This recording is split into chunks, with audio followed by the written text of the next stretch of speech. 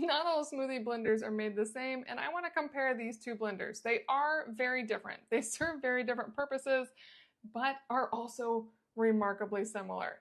This is the Syvio, and this blender changed the type of breakfast I eat for life. I ate the same breakfast every day, and then I got this blender, and now I have had a smoothie every single day since I got this blender. My daughter does too.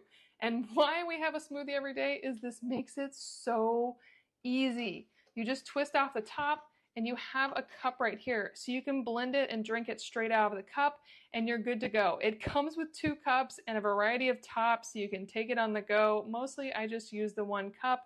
And what I also love is that this has a lot of power. I usually fill it with a bunch of frozen strawberries and blueberries and my protein mix and my milk, and I usually fill it well over that max line, and it can handle all of it.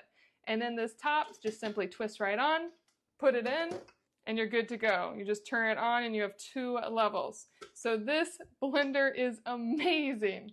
But because this blender ignited my love for smoothies, now I need a blender I can take on the go when I can't have this blender with me. We just went on a trip and this blender was just a little too big, and I cannot tell you how much I missed having smoothies. So I got this travel blender here. It has a great little handle, and it charges and has a battery pack inside, so I can blend wherever I go. That's really awesome and key for me. It has a simple on-off button, and it just twists apart. Here's the blade, and then you can drink out of it like a cup, or you can pour it into a different cup. Really easy.